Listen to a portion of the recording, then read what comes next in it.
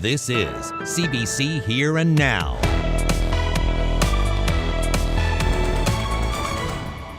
They told me if I didn't bring her in, she basically could have died in her sleep. That's how bad she was. That's how severe she was. ER closures in Bonavista are putting residents like this mother on edge, making the long drive to the Clarenville Hospital during health emergencies. Boasting a brand new coat of paint, the Terra sails out of Spain and into Conception Bay. We'll have the latest on its return to Newfoundland waters. Everybody I've seen wants to buy it. Everybody I've seen now is taking pictures and wants to buy it. It's not for sale. Not enough money to buy it. I don't care. It's the hottest ride in Lab West. We'll introduce you to the owner of this show-stopping snowmobile. That's coming up. Good evening and welcome to Here and Now. We begin tonight with healthcare. For months, we've been telling you about emergency room closures in the province's rural communities. Often, residents have to decide between traveling or waiting for services to resume. For one Bonavista family, an emergency room closure in December turned into a life or death situation for a toddler. Here and Now's Daryl Roberts has that story. The Bonavista Health Center serves more than 3,000 people in the community and thousands more in the surrounding area. When it's open, that is. We didn't know what to expect, you know. We felt very kind of helpless in a way, knowing that we don't have the resources here and that we'd have to travel all that way, you know. Natasha Russell's 2-year-old daughter, Scarlett, got sick over Christmas. Christmas morning, we realized she was really bad, so we brought her to Clarenville because our hospital was shut down due to not having any doctors. When the Bonavista ER closes, residents have to travel to Clarenville, a 90-minute drive on a good day. We left, we got to the hospital, we were sent home because she didn't seem so bad. But the next day, Scarlett's symptoms took a turn. She became kind of unresponsive, very, very sick, very ill, wouldn't wake up. So it was kind of an emergency. We ended up having to call 811. We ended up going back to the Clarenville Hospital where we were admitted for 4 days. And she ended up getting testing positive for influenza A and had pneumonia on her lung. Scarlett was put on oxygen, started taking antibiotics, and began improving. Russell says things could have been much worse. They told me if I didn't bring her in, she basically could have died in her sleep. That's how bad she was. That's how severe she was. This sign lets residents know if the emergency room is open or if they'll have to travel an extra 90 minutes to receive care. The town council says it's working on solutions. We have agreed that we will offer some form of financial compensation, and we're also talking about land offerings, service building lots that are in popular residential areas where the municipality controls some of the building lots, and we would hand those over for $1 for any interested party. So we are trying to do what we can to, sweeten the pot, if you will. Earlier this week, Premier Andrew Furey accepted a new healthcare deal with the federal government. Expanding rural services is one of the shared priorities, but the Premier says there's no quick fix. The challenges of Bonavista are not unique to Bonavista. They are important and unique if you're without a family doctor as an individual. But those challenges exist throughout our province and throughout our country and arguably throughout the world. Since last summer, Bonavista residents have been rallying against closing health services in their community, and some families, like the Russells, are considering leaving. A child cannot prevent getting sick, so life doesn't stop. It still goes on with the hospitals closed, and anything could happen. It's not okay. The Bonavista ER is scheduled to close again starting Friday. Daryl Roberts, CBC News, Bonavista. And still with health, we have updated provincial numbers to share with you tonight on COVID-19. There have been 7 new deaths in the province. That's for the 2-week period from January 29th to February 11th. 4 of those deaths are people over the age of 80.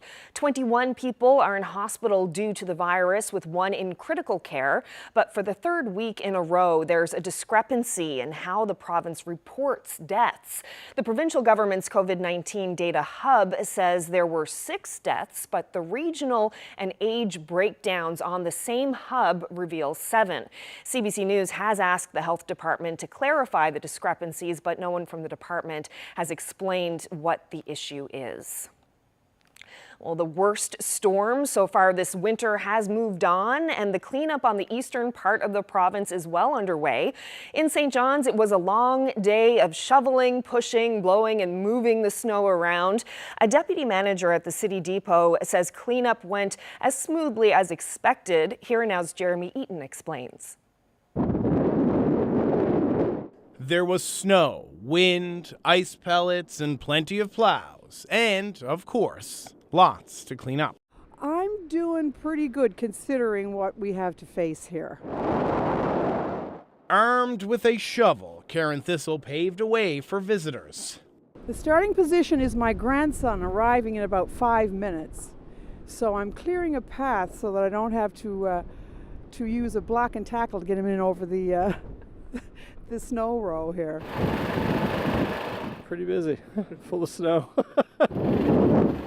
In the east end of St. John, Shane Stuckless worked hard to get himself unstuck from the snow. Pretty good. I went out last night, or yesterday, probably around that midday break or so, and did a lot of the driveway, but it just fills back in again with the snow and the wind, right? This is my first winter here, so it's definitely a treat.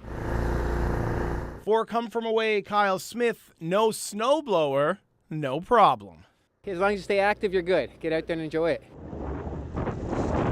By 9:30 this evening, we'll have an initial pass on all streets in St. John's. And then by 9:30 a.m. tomorrow morning, we'll have all streets widened out. But with lots of snow come some common problems with snow clearing. We've also received some complaints about contractors and residents putting snow out onto city streets and sidewalk routes. So I'd like to ask people to not do that, and if you see anyone doing that, you can always report it to 311. All things considered, the city said it went well from their point of view. We didn't have to take any crews off the road this time, yeah. We did have the ice pellets throughout the day yesterday, really helped sort of keep the snow down, and whiteout conditions weren't as prevalent then. With the storm now a distant Valentine's Day memory, the temperature is expected to rise this week, and that means 2 things could happen. 1, people could get out and take advantage of what's fallen, and 2, well, the sun, it could cause this snow to take some cutting. Jeremy Eaton, CBC News, St. John's.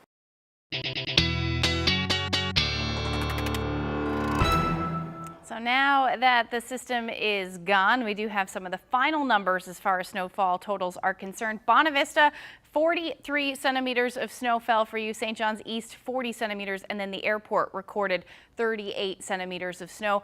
Pretty much that's the story through CBS, Lethbridge, and then Gander. A little less than that, about 22 centimeters fell. But again, these winds really whipping it around, and it led to some pretty significant snow drifts. Michelle shared this photo with me on Twitter. You can see there's a lot of snow to get through, so you still have some time, certainly now that the winds are starting to ease, to clear all of that snow. What a beautiful afternoon today. We finally did see that sunshine, just a little bit of cloud cover moving in on the west coast, but there's a live look outside right now. -4 is what it is. Temperature-wise, it's feeling more like -11 with that wind chill, but those winds now down to about 44 kilometers per hour. And we're looking at our next system moving in. We can see that there on the radar, a little bit of a mess moving through. That will move in as we head through the night, through the day tomorrow, rather, bringing the potential for some rain. We'll talk about that coming up. Thanks, Ashley. Well, students at Memorial University went back to class today following a 2-week strike by faculty members. Negotiating teams for Memorial University and the Faculty Association reached a tentative agreement on Friday. The university says tests and assignments that were originally scheduled to take place between January 30th and February 15th will now be adjusted, and the academic term will not be extended as a result of the strike. The St. John's Regional Fire Department says its crews will no longer do helicopter rescues. New rules and training requirements means it's handing it off to the Newfoundland and Labrador Search and Rescue Association. We thought that it would be better serviced if we put our focus into what we do every day. And to take that funding and the cost that it would have for the department to have that team up and running and maintain every year, and put that money instead into our training for what we do every day. Well, the fire department only does on average about 1 rescue a year. New requirements mean the city would have to spend $117,000 on new equipment and training, and then another $30,000 a year to keep up certifications. In the rest of the province, the Search and Rescue Association provides the service, averaging 25 calls a year. The city will still do high-angle rescues. For the past 2 years, the province hasn't had helicopters available for ground rescues, so the resumption of that service will make a big difference for the volunteer search and rescue team.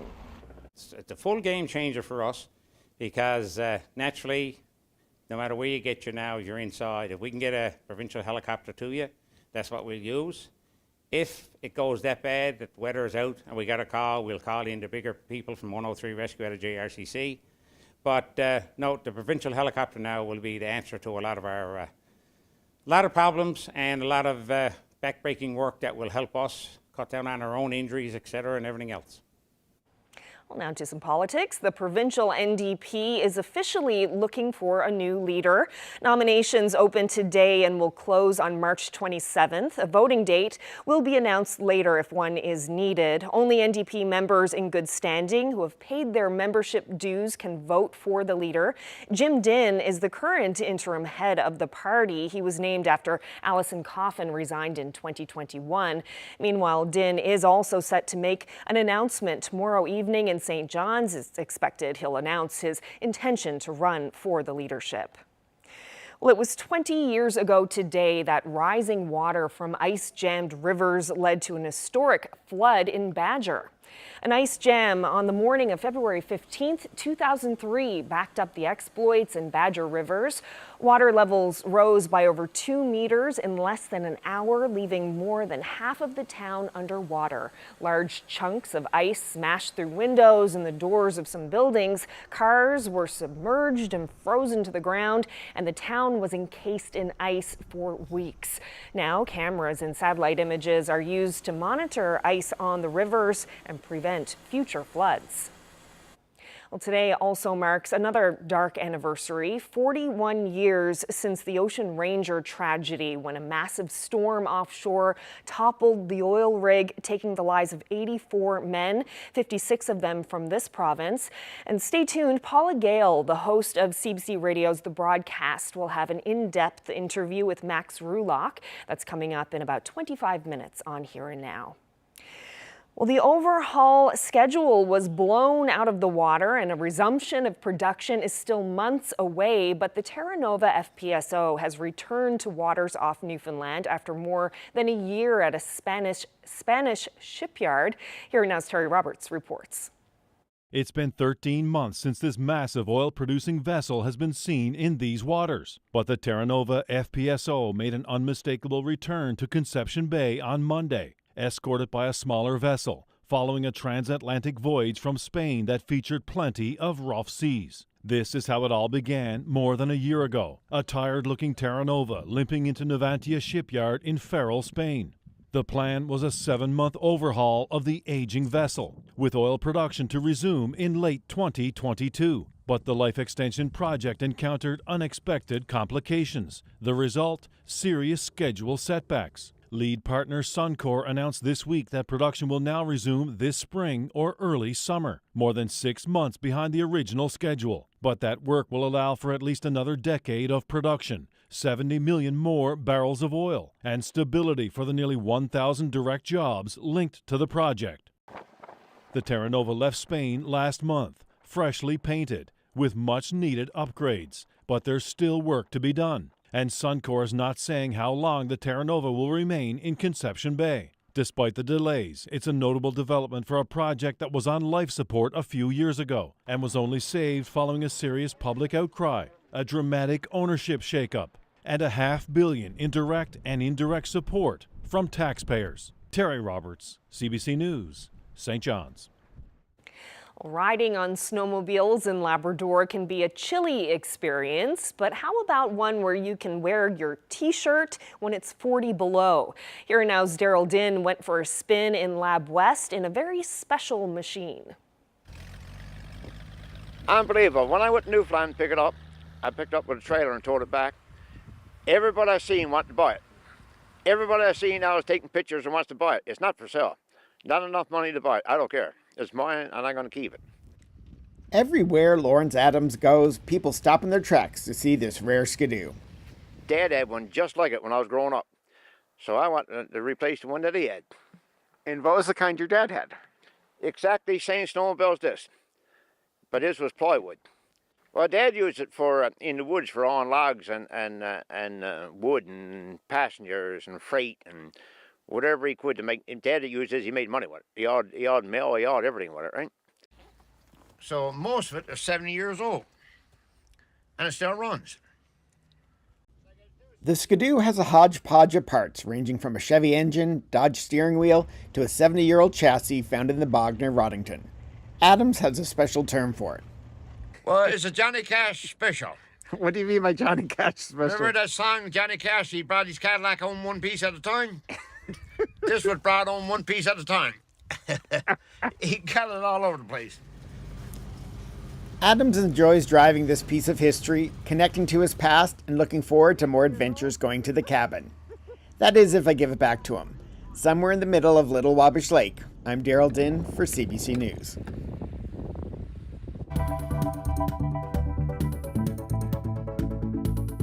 Social transformation, that's really my mission. We'll introduce you to our next CBC Black Changemaker, Suleiman Giwa. Hear more about his innovative research supporting LGBTQ+ newcomers. That's coming up. Temperatures mild up across parts of Labrador, well above where we should be sitting this time of year. This is going to continue, but then another cool down on the way. The details coming up.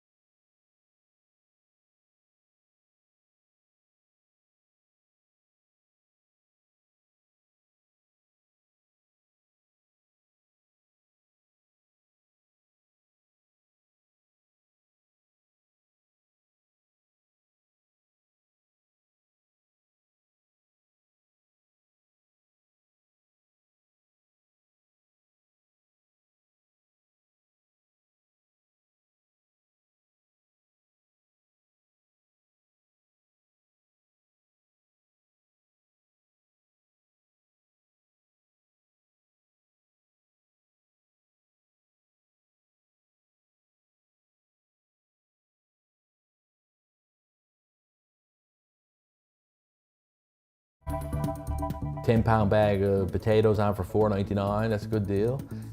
Trying to save a buck on groceries? Chris Donovan is combing the flyers and posting the best deals on social media. I figure I'm doing a list up for myself and my family anyway, so if tweeting it out helps a bunch of people, why not? We'll see how much you could save tomorrow on Here and Now. This weather forecast has been brought to you by Newfoundland and Labrador Tourism. Whatever you're up for this winter, discover experience packages at winterupnl.ca.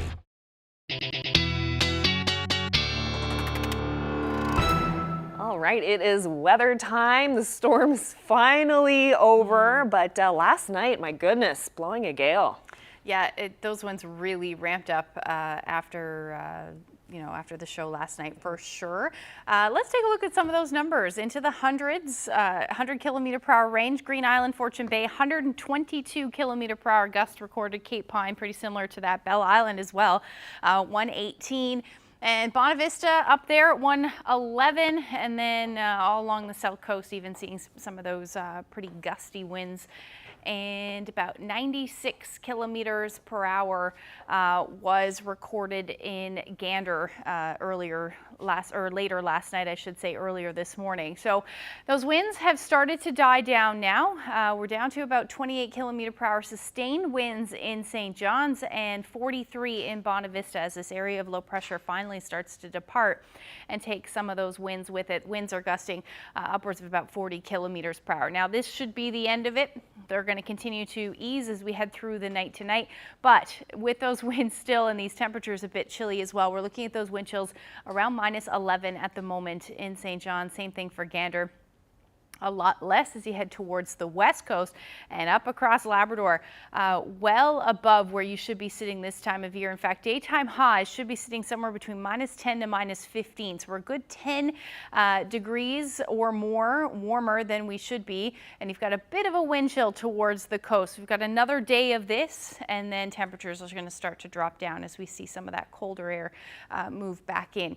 Right now, nothing on the radar. There's that area of low pressure departing offshore, so it's going to be a fairly quiet night, but we do have our next mess moving in. It's already bringing some flurries and some showers across parts of the maritime provinces, and that will head our way as we head through the morning hours. Like I said, not a whole lot happening on the radar, which is good news. So it will be a quiet night tonight. We're looking at temperatures dipping even more by a couple of degrees into the minus single digits for the most part, but we will start to see the temperature climbing for the southwest coast about to -1 as we get into the early morning hours tomorrow.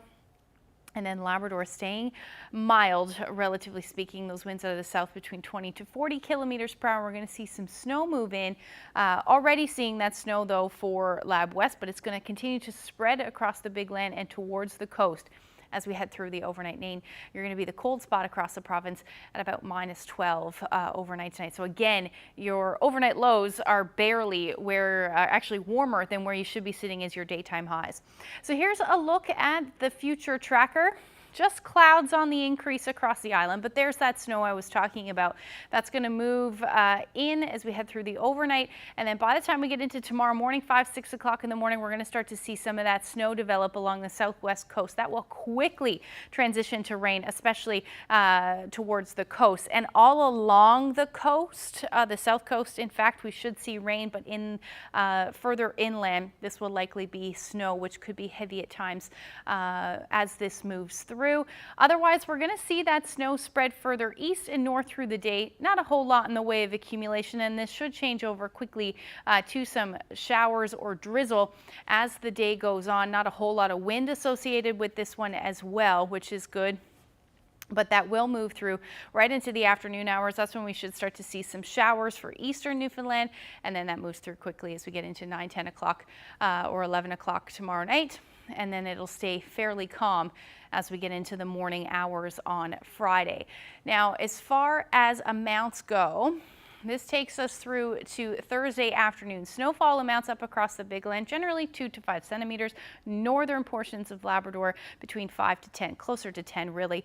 And then across the island, all along the south coast, again, further inland, you may pick up somewhere between 5 to 10 centimeters of snow.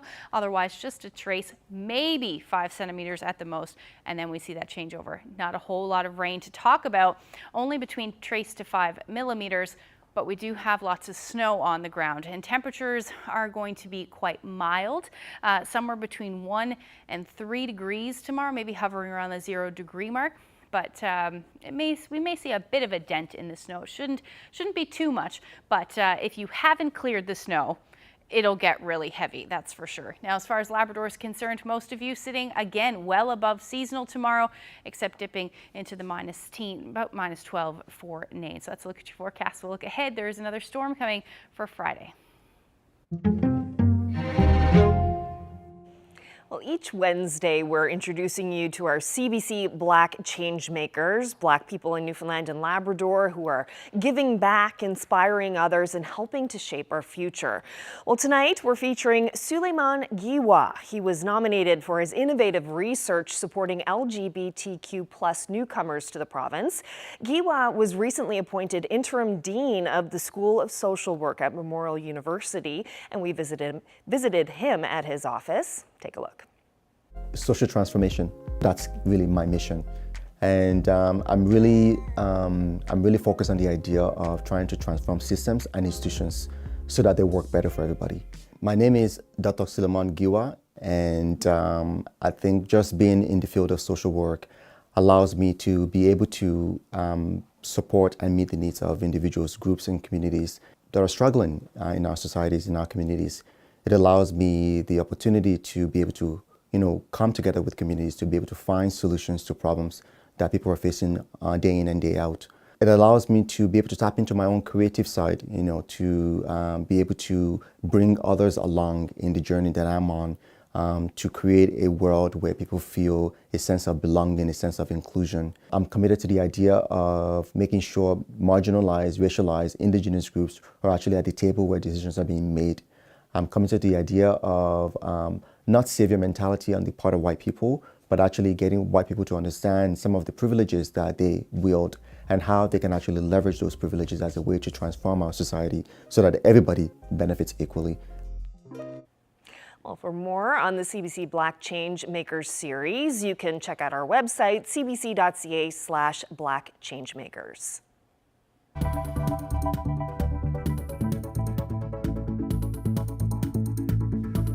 Well, the city is stepping in to try to curb vandalism at 2 of the most popular parks in St. John's. Hear how it plans to stave off damage to Bannerman and Bowring parks. That's coming up.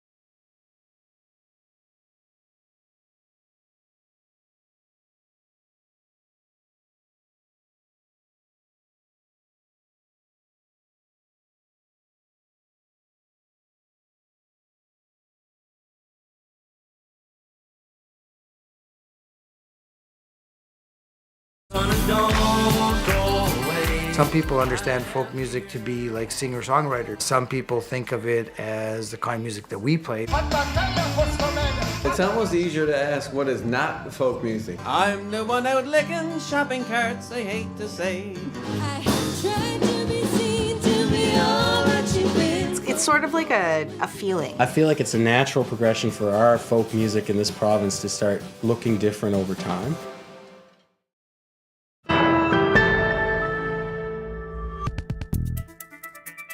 Vandalism has become such a problem at two of St. John's most popular parks that city officials are stepping in. Council is increasing security at Bannerman and Bowring parks to try to stave off more damage to property. Councillor Sandy Hickman joins me now to talk about that. So, Councillor Hickman, what kind of problems have plagued those parks? What kind of damage is being done?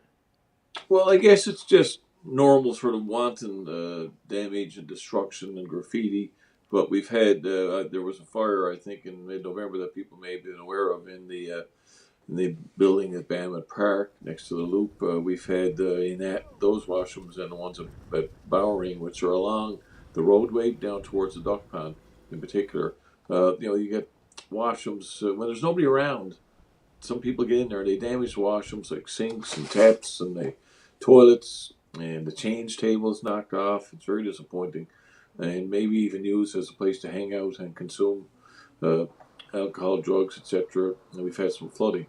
We've had some tipped over garbage cans and trees and shrub damage in the area as well of both parks. So all kinds of things that require time and manpower on behalf of the city to clean up. And of course, it disturbs the park users to know that there's at times some damage there.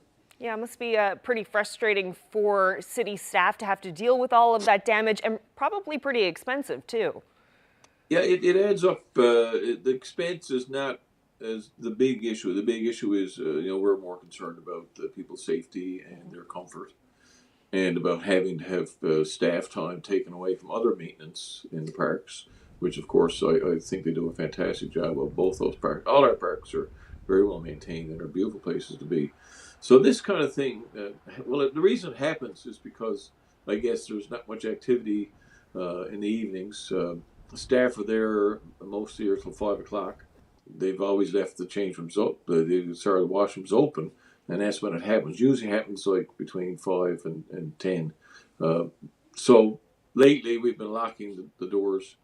And this is what prompted us to have a look at hiring private security to go in there between 5 and 9 or 10 every evening. Yeah, so tell us more about that. What is council planning to do to improve security? What kind of changes will be coming? It happens in the evenings when there is no staff around. So what we're going to do is hire a private security firm to go in there between 5 and 10 every evening and be present and have an eye out and, of course, discourage this kind of activity. And it'll cost us about $61,000 annually for those two parks. That is probably more than the cost of the repairs that were made, but certainly the repairs cost a significant amount of money as well. So it is somewhat offsetting those repairs as well. And some may wonder what impact security might have on the homeless population in the city.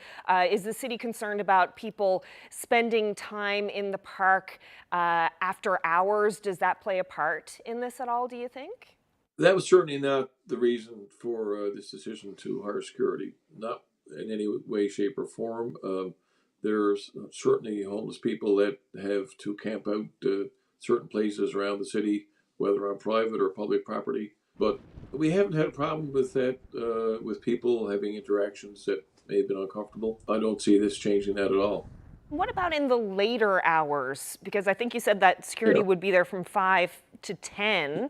Yes. So what about past 10 o'clock? Well, we don't generally have heavy security in any public parks overnight. There is park patrol in the summer that's on for a number of hours during the evening, and it is not as big a problem overnight generally. Not to say it hasn't happened. Things have happened at any hour of the day, no question about it. And it's disappointing and disturbing that people undertake this kind of activity and not looking after their city and their parks. And we certainly encourage people to all look after and care for our properties as a city, as a group of citizens of St. John's. But I plead to those that are doing it to find other activities of more value to them and to themselves, to the city. Well, Councillor Sandy Hickman, thank you so much for your time and for telling us about these changes. Thank you, Carolyn.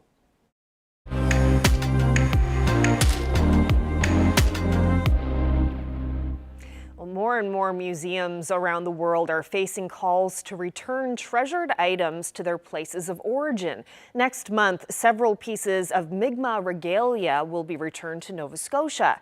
The Millbrook Cultural and Heritage Centre near Truro has been trying to bring the regalia home from Australia since at least 2012. It includes a beaded jacket, moccasins, a pipe featuring carved animals unique to the Mi'kmaq. The pieces were donated in the late 1800s by a collector from Atlantic Canada. The manager of the Millbrook Centre says the Australian museum curator is also Indigenous and understood the importance of preserving Mi'kmaq history, culture, and heritage. Well, RCMP Commissioner Brenda Lucki has announced her retirement. Her last day in the job will be March 17th. Lucki says she made a personal decision to leave the post. She's faced questions about her involvement in the response to Nova Scotia's mass shooting in 2020. She criticized that province's RCMP officers for failing to release information in their media briefings. Lucki also came under attack for her response to the federal government's decision to invoke the Emergencies Act around convoy protests in Ottawa. She ended last year with calls for her resignation from the Conservatives and the Alberta Justice Minister.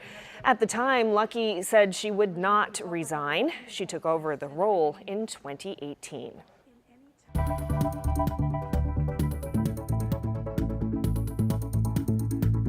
Diving was then, and probably still is to some extent, a fairly risky industry, and we were always risk aware.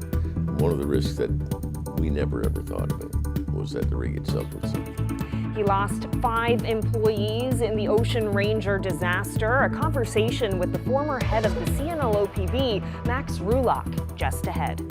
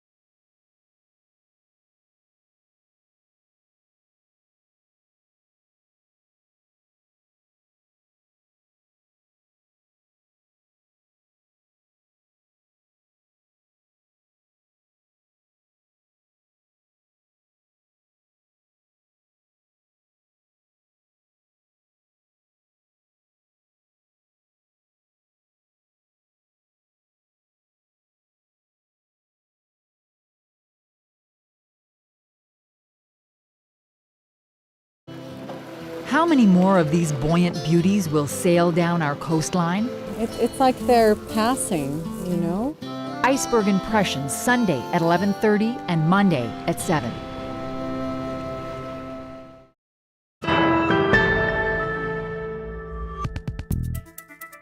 I'm Paula Gale, host of the broadcast on CBC Radio.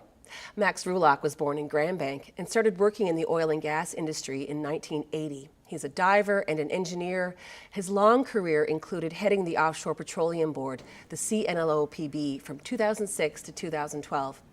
But back in February 1982, Rowell's diving company was doing work for the Ocean Ranger, and 5 of his employees died at sea, along with the rest of the people on board the rig. He joins me in studio today to reflect on what happened and to talk about what we can still learn from this tragedy.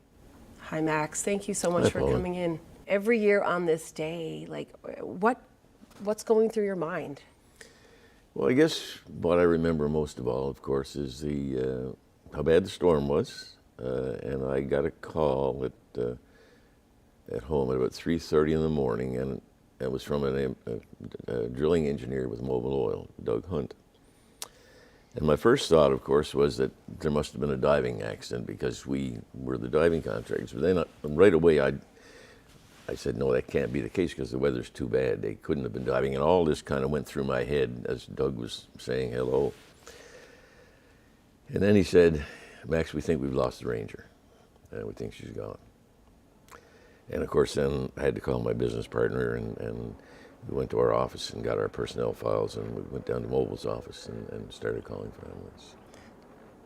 I think the most poignant thing for me was having to call the members of the family. And I was the only child from a single-parent family, and that was exactly what the circumstance was with one of our employees. So, excuse me, when I had to call Mrs. Halliday, I knew the bond that she had with her son.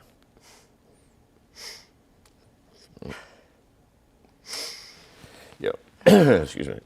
Excuse me. That was a tough call. Tough one. That's a tough call, right? That's a tough call. I want to talk about when it was decided that the rig, of course, it had to be resunk because it was in the way, right? Yep. It was a hazard. Yes. But your divers weren't hired for that. And then what happened? We had been the diving contractor in the Ocean Range from 1980 to 1982. We knew the rig very well. So we'd also done the initial survey immediately after the sinking, and then we did the survey for the Royal Commission. So I had people who were available who were very, very skilled and very knowledgeable. But they chose not to accept our offer, and they said, no, this is very specialized work, and we have specialized crews that do this, and thanks for your offer, but no thanks. And so that was fine.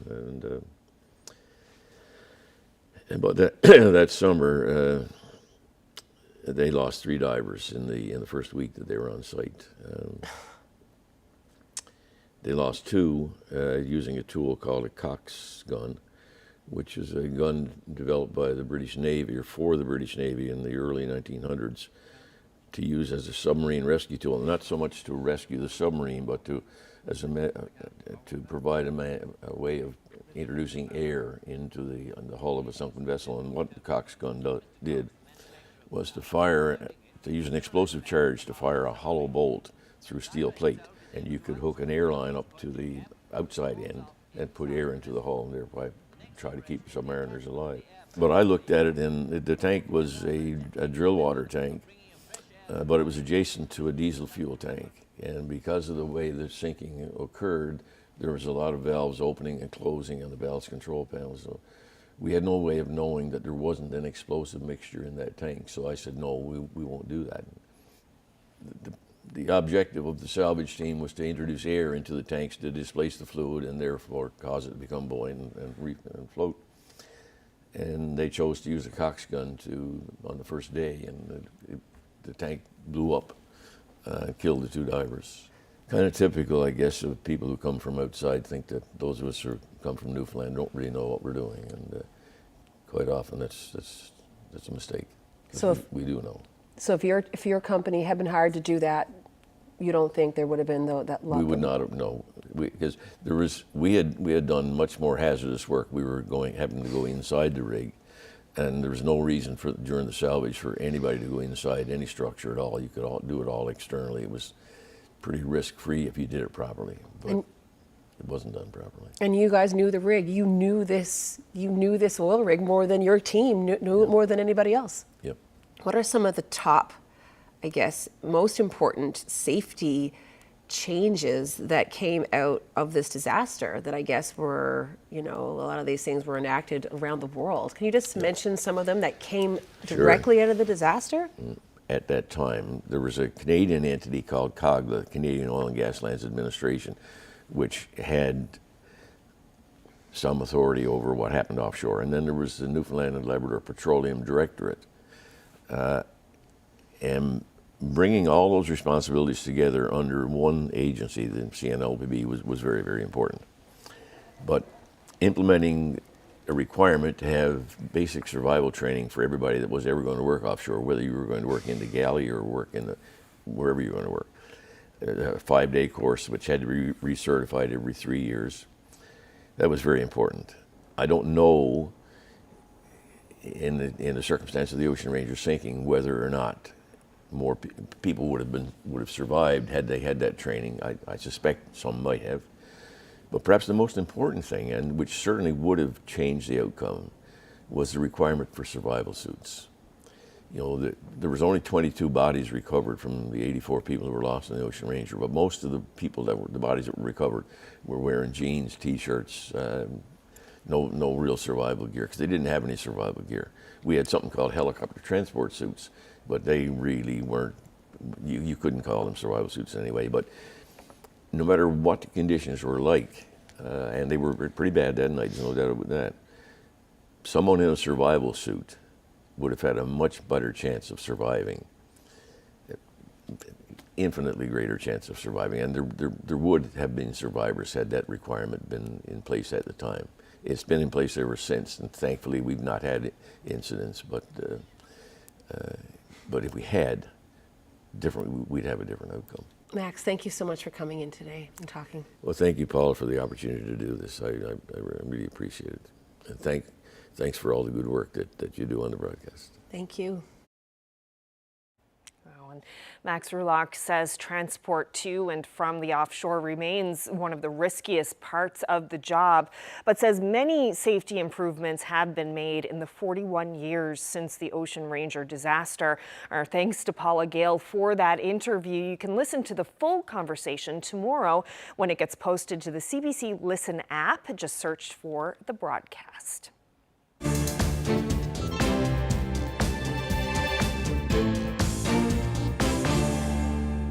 Russia says it's broken through 2 Ukrainian defense lines in the Luhansk region. The news comes as NATO allies say they'll send more support to Ukraine, including heavy weapons and military training. Canada's defense minister discussed the NATO contribution. There are 3 main categories of aid that we are discussing: air defense missile systems, continued 155mm ammunition, as well as tanks. Ukraine asked for fighter jets, but NATO is not offering them for now. NATO's chief says Ukraine has a window of opportunity to tip the balance in the war, and time is of the essence. Well, the First Minister of Scotland is stepping down. Nicola Sturgeon says new leadership is needed to fight for Scottish independence. I believe I have led this country closer to independence. I believe we are in the final phase of that journey. I think it will be hard. Sturgeon says she has become too divisive. She's now 52 and took over as leader following a failed referendum on independence in 2014. The fight for separation hit another roadblock last year when the UK Supreme Court ruled that Scotland's government does not have the power on its own to stage another referendum.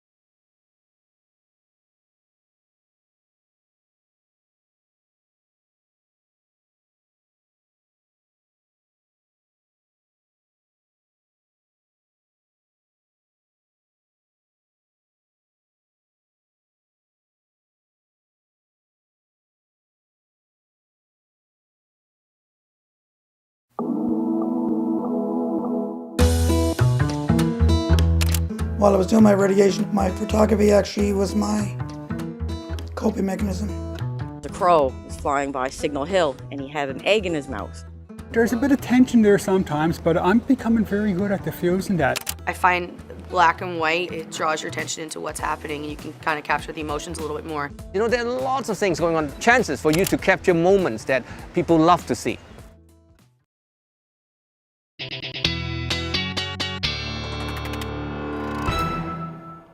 I don't know about you, but I'm kind of done with February after that 2-day storm and all the snow out there now. And then another system is coming through. But I guess that's our winter, right? It's always one after another. Yeah. This one isn't going to bring snow to at least the eastern half of the island. It looks like at this point it's actually going to bring some rain. Oh, so it might cut down on some of the snow. A little bit.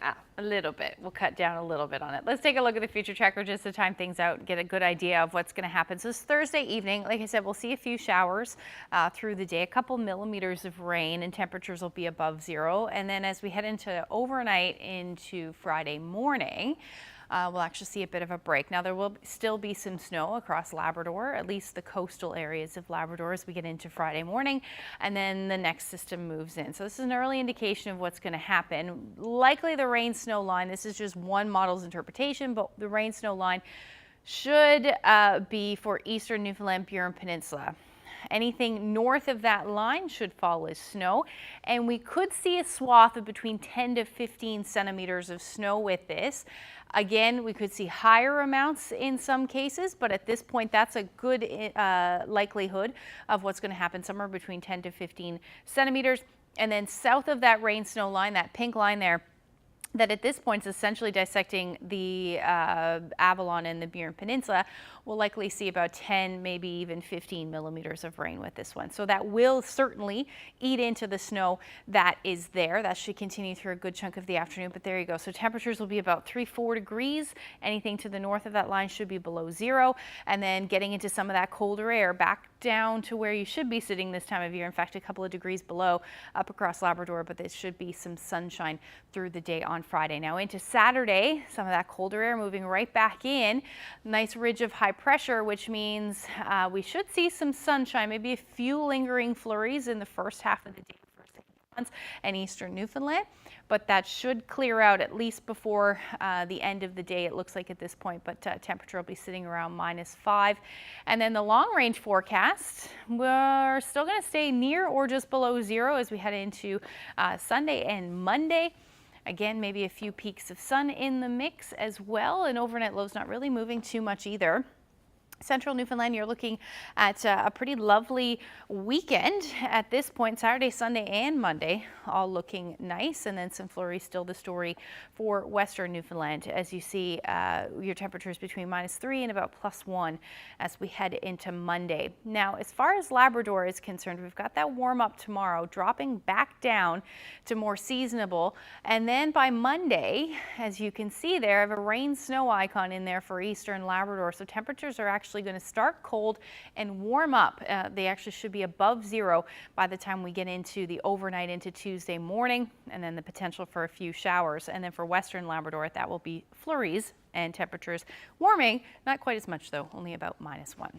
Just before we leave you tonight, just talking about ice. This is some ice forming in Nain. Wilson shared that shot. Looks like cool? the Statue of Liberty. Yeah, or there a crown on the or something. left. Yes, absolutely. Oh, it does. Good one, Carolyn.